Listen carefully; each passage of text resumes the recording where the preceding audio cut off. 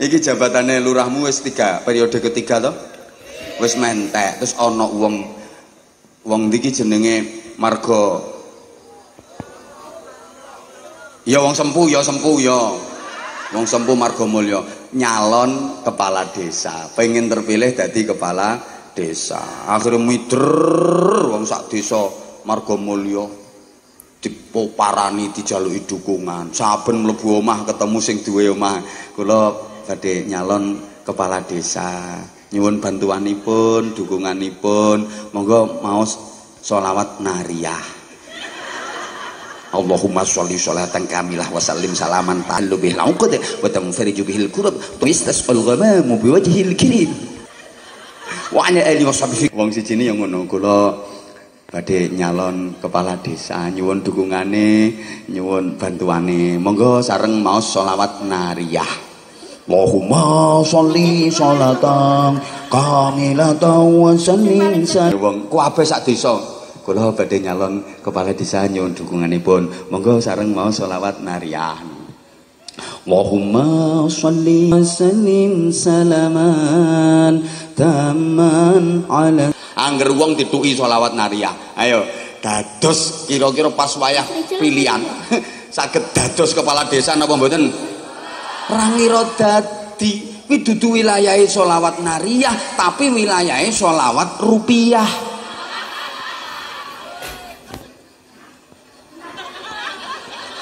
Nih, masyarakat kita itu rata-rata orangnya tawadhu. Tawadhu itu tahu warna duit. Nek ditekoki milih ndi Kang? Ya ndi sing berjuang. Berjuang piye? Beras, baju dan uang. Jadi bukan partainya apa, figurnya siapa, visi misinya seperti apa, tapi ya ukurannya NPWP, nomor piro, wani piro. Rasa guyu kelakuanmu yang ngono kuwi kok. Teman-teman, jumpa lagi teman-teman Mahguru Margomulyo Biobrukun bersama channel kita. Nah, itu tadi saya menayangkan potongan pengajian yang disampaikan oleh Kiai Haji Anwar Said, salah seorang kiai kondang, sekaligus memberikan hiburan karena hiburannya berupa kelucuan-kelucuan yang dilontarkan dari apa yang beliau sampaikan dalam pengajian-pengajian ya. Kebetulan tadi malam itu di Margomulyo kedatangan Kiai Haji Anwar Said, dan secara khusus didatangkan oleh Kang Hadi Munawan atau Kang Mun, yang merupakan juga seorang tokoh agama yang cukup terkenal di Desa Margomulyo atau di kawasan Watulimo, khusus memberikan siraman rohani sekaligus menghibur warga Margomulyo dan sekitarnya. Dan saya tertarik ya, dalam tayangan YouTube kali ini saya ingin mengomentari beberapa pernyataan-pernyataan yang tadi disampaikan, sudah saya tayangkan di bagian awal tadi. Salah satu yang menarik adalah tentang tradisi politik uang, termasuk tadi juga disebut-sebut terkait tentang pilkades, cerita tentang atau mencontohkan tentang ada seorang warga yang ingin mencalonkan diri sebagai calon kepala desa, dan dengan menggunakan pendekatan-pendekatan yang sifatnya kurang realistis. Karena bagi Kiai Haji Anwar Said, yang dianggap beliau realistis adalah bicara yang real, yaitu tadi dicontohkan bahwa saat ini masyarakat, terutama masyarakat Desa Margomulyo, itu lebih butuh uang daripada pendekatan-pendekatan yang sifatnya persuasif, bahkan pendekatan-pendekatan yang sifatnya moral agamis. Tadi kita mengenal istilah sholawat rupiah yang lebih ampuh daripada sholawat nariyah dalam rangka mendekati masyarakat gitu ya. Nah, ini menarik untuk kita diskusikan. Dulur-dulur semuanya, saudara-saudara semuanya, mungkin apa ya, ketoke akeh wong kaget. Nyapa kok moro-moro Kiai Haji Anwar Said mambengi kuwi ngomongne pilkades sebelum dia masuk ke tema politik uang. Nah, bahkan beberapa teman termasuk saya ketika tadi pagi, tadi malam mengikuti tayangan di YouTube karena saya tidak ikut menyimak langsung gitu ya. Tampaknya kok Kiai Haji Anwar Said ini tahu ya bahwa jabatan kepala desa di Margomulyo ini habis. Nah, dugaan kami memang ada informasi yang dipasok kepada beliau, dan mungkin juga ada pesanan-pesanan terhadap tema-tema tertentu, atau mungkin beliau tidak mendapatkan pasokan informasi tapi mungkin mendengarkan dari obrolan-obrolan ketika beliau baru datang saat istirahat menunggu waktu beliau tampil di atas panggung gitu ya. Tapi ini menarik bagi kita semua karena memang saat ini harus kita akui, dan saya sendiri ketika mengikuti perkembangan di Desa Margomulyo cukup cukup jujur merasa bosen gitu ya. Kalau orang bicara terkait desa tampaknya tidak ada tema yang paling menarik di kalangan masyarakat selain tema pilkades. Selalu berspekulasi tentang siapa yang akan mencalonkan, siapa nanti calonnya. Perlu diketahui bahwa sebenarnya kalau kita bicara pilkades itu kan masih lama ya. Masih tahun 2025, sementara ini kita baru memasuki tahun 2023, artinya 2 tahun lebih atau sekitar 2 tahun. Nah, menariknya saya kemarin bilang di grup WA Margomulyo Guyub Rukun bahwa ini bagi saya adalah sebuah anomali, ketidaknormalan, keabnormalan, karena pada saat masa jabatan pemerintah desa, terutama pimpinan kepala desa ini masih lama, kenapa kok orang tiba-tiba banyak menggunjingkan atau memperbincangkan tentang pilkades, bahkan selalu membicarakan tentang calon-calon siapa yang akan muncul. Nah, ini menarik untuk kita ulas sebenarnya, tapi bisa kita ulas lain kali. Nah, sekarang kita akan mencoba untuk membicarakan tema politik uang yang diusung oleh Kiai Haji Anwar Said. Ini menarik bagi saya karena ini merupakan bagian dari tema yang sering saya bicarakan bersama teman-teman ketika kita ingin melihat proses politik yang baik tanpa melibatkan politik transaksional ya, yang oleh Kiai Haji Anwar Said juga sering disebut persis ucapan saya ketika sosialisasi tentang pemilu. Kami selalu menggunakan istilah NPWP, nomor piro wani piro, terus kemudian berjuang, beras baju dan uang, dan tambahan bagi saya biasanya golput, golongan pemburu uang tunai. Nah, coba kita simak sebenarnya bagaimana politik uang ini bisa terjadi, dan apa kira-kira ke depan, benarkah bahwa masyarakat masih menyukai politik uang ini sebagai sebuah kebiasaan yang menghiasi tradisi berpolitik di kita, di masyarakat. Kalau boleh jujur mengatakan gitu ya, isu politik uang itu akhir-akhir ini menjadi bahan perbincangan yang semakin kencang, terutama bagi saya yang seringkali berinteraksi dengan masyarakat, khususnya anak-anak muda yang masih punya idealisme gitu.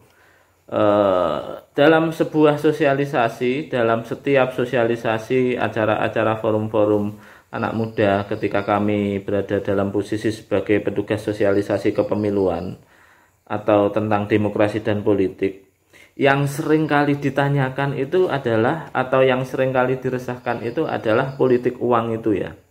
Bahkan saya masih ingat ketika waktu itu kira-kira setahun yang lalu ya, sosialisasi tentang Desa Peduli Pemilu dan Pemilihan di Panggul, itu yang menarik atau mungkin lucu juga gitu ya. Itu ada seorang penanya menanyakan kepada saya waktu itu selaku narasumber. Pertanyaannya seperti ini. Pak, ini sebenarnya politik uang itu kan sudah menjadi gejala masyarakat. Dan masyarakat pun sebenarnya ketika melakukan politik transaksional, ketika mereka ingin datang ke TPS dan mereka itu minta semacam kompensasi, sebenarnya mereka itu kan sedang berada dalam posisi kalau mereka kerja disuruh nyoblos, maka ya sebenarnya sebagai ganti untuk tidak bekerja itu harus ada amplop yang mengganti mereka. Itu alasannya seperti itu. Sehingga penanya tersebut mengusulkan solusi kepada kami gitu ya. Begini, bagaimana kalau politik uang itu dilegalkan saja? Maksudnya bukan politik uangnya, tapi negara membiayai biaya masyarakat yang datang ke TPS supaya mereka mau datang. Jadi istilahnya ketika masyarakat diundang oleh KPU untuk datang di TPS, atau dalam konteks pilkades mungkin diundang oleh panitia pilkades datang ke TPS, maka bagaimana kalau mereka itu dikasih sangu saja dari negara? Jadi anggaran untuk uang transport ke TPS itu diberikan saja kepada mereka dari negara, dan itu menjadi bagian dari anggaran pemilu gitu ya. Itu yang menarik kemarin. Dan itu mungkin disampaikan dengan nada agak guyon, mungkin juga semacam satire ya. Tapi saya tidak tahu apakah itu serius atau tidak. Waktu itu saya menjawab seperti ini. Ya, kami selaku penyelenggara negara, tentu saja dasar kami adalah regulasi. Regulasinya apakah memungkinkan bahwa masyarakat dikasih uang transport untuk datang ke TPS. Saya juga bertanya balik waktu itu. Misalkan seandainya masyarakat itu dikasih uang transport dari negara, katakanlah dalam pemilu atau pilkada terutama ya, kalau pilkada biasanya adalah anggarannya dari hibah pemerintah daerah, jadi KPU menyusun anggaran 50.000 kali jumlah pemilih untuk membiayai pemilih yang datang ke PPS untuk sangu gitu ya. Maka apakah ada jaminan kemudian bahwa rakyat atau masyarakat yang mau datang ke TPS dan mendapatkan sangu, mendapatkan uang transport dari negara lewat KPU itu kemudian tidak menerima uang dari calon gitu ya. Itu satu. Terus kedua, kan ini kembali pada asas pemilu ya. Asas pemilu itu kan yang sudah kita kenal sejak saya kecil itu adalah langsung umum, bebas, rahasia, jujur dan adil. Jadi luber dan jurdil itu. Lah, yang dimaksud di sini itu ada kata bebas. Jadi orang itu ketika memilih calon, baik calon kepala desa, calon wakil rakyat, calon pemimpin atau calon bupati dan wakilnya, gubernur dan wakilnya atau presiden, itu di sini ada asas bebas. Jadi bebas itu tidak bisa dipaksa. Bebas tidak bisa dipaksa itu artinya bebas sesuai keinginannya mau memilih siapa. Tapi bukan itu saja. Ingat bahwa kita punya paradigma hak ya dalam melihat hak pilih ini. Jadi orang tidak memilih itu di Indonesia tidak dihukum gitu ya. Ini paradigma hak. Artinya hak pilih itu termasuk satu, hak untuk memilih siapapun yang diinginkan. Dua, juga hak untuk tidak memilih. Meskipun kami selaku representasi dari negara punya amanat untuk meningkatkan partisipasi masyarakat agar masyarakat datang ke TPS untuk memilih pemimpinnya. Tapi ketika dikembalikan pada hak, kan sebenarnya tidak bisa dipaksa. Jadi asas bebas itu kemudian yang menurut saya akan bertentangan dengan ketika ada upaya untuk menyogok pemilih agar mau memilih. Dan usulan bahwa negara memberi uang transport kepada masyarakat agar mereka mau memilih itu bertentangan dengan asas itu yang menurut saya menarik gitu ya. Selain tadi yang saya lontarkan adalah apakah kemudian ketika masyarakat dikasih uang transport oleh negara untuk datang ke TPS, mereka tidak akan menerima atau tidak akan diberi oleh para calon, kan itu pertanyaannya. Jadi usulan tadi sebenarnya bukan solusi gitu ya. Sekali lagi kembali pada paradigma hak ya. Paradigma hak itu tadi sudah saya sampaikan bahwa di negara kita itu mencoblos atau tidak itu adalah hak warga negara. Ketika orang tidak mencoblos, tidak datang ke TPS, itu mereka tidak dihukum. Berbeda misalnya di beberapa negara seperti Australia, di sana tidak mencoblos itu didenda gitu ya, di sini tidak. Makanya kemudian solusi dari politik uang ini ya kita kembali pada hak kita masing-masing. Satu, kita punya hak untuk menerima uang. Kita juga punya hak untuk menolak uang. Artinya apa? Ini kembali kepada kesadaran masing-masing bahwa pilihan pribadi dalam politik itu pasti ada dampak. Kalau kita menerima politik itu sebagai sebuah tradisi-tradisi yang membuat kita itu sebagai objek, kita hanya insan yang tidak berpikir tentang realitas politik, hanya pasrah dengan tradisi-tradisi yang diamini gitu ya, termasuk tradisi politik uang, maka ini kan juga ada dampaknya juga bagi kita. Satu, misalnya ketika yang mencalonkan diri dan jadi itu adalah orang yang punya uang, maka kemudian orang juga tidak akan banyak meminati untuk meningkatkan kualitas SDM. Visi misi tidak dipentingkan karena dianggap bahwa uang itu adalah segalanya, gitu ya.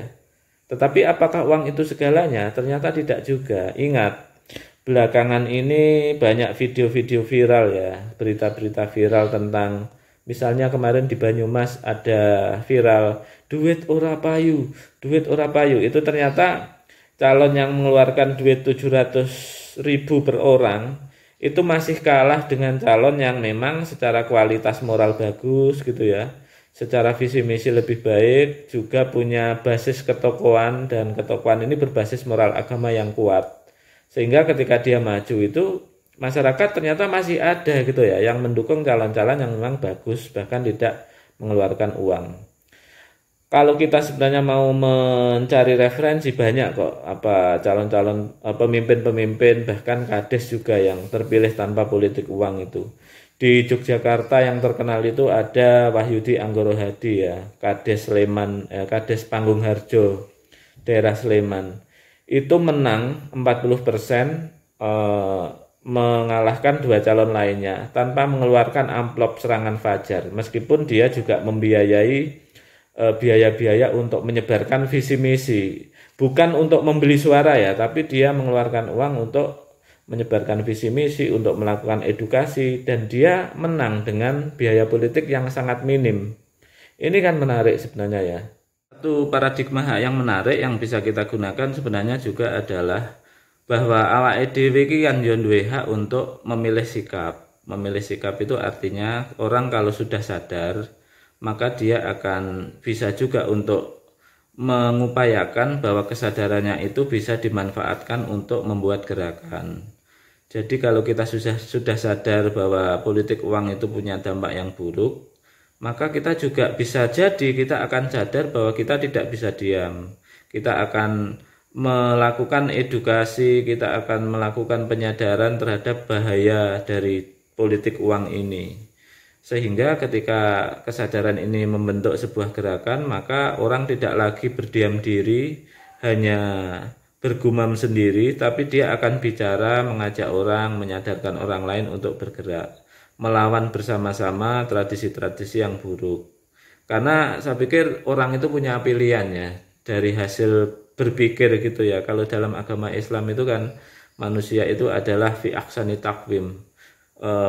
Manusia ada sebaik-baiknya bentuk, tapi jika dia didorong untuk berpikir kritis gitu, dia juga akan menjadi ulil albab gitu ya, orang yang punya intelektualitas, yang bisa memikirkan lingkungannya, dampak-dampak dari kebiasaan-kebiasaan buruk yang kemudian akan membuat dia itu akan bergerak gitu ya. Bergerak itu ya simpel aja, nggak usah muluk-muluk semampu kita. Kalau kita punya media sosial, kita manfaatkan. Kalau kita punya teman, kita ajak bicara. Kalau kita punya potensi teman, itu bisa kita ajak bangun komunitas dan berorganisasi. Ya kita ajak untuk mendiskusikan persoalan-persoalan termasuk tradisi-tradisi buruk.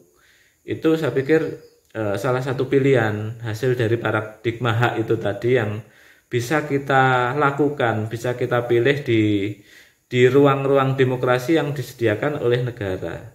Jadi misalnya Kiai Haji Anwar Said bilang seperti itu, ya itu hak dia juga, karena memang ya menjadikan sesuatu hanya untuk bahan ketawaan tanpa kemudian membuat kita untuk membicarakan secara lebih serius, itu juga tidak dilarang juga gitu ya. Tapi tiap orang juga bisa menilai.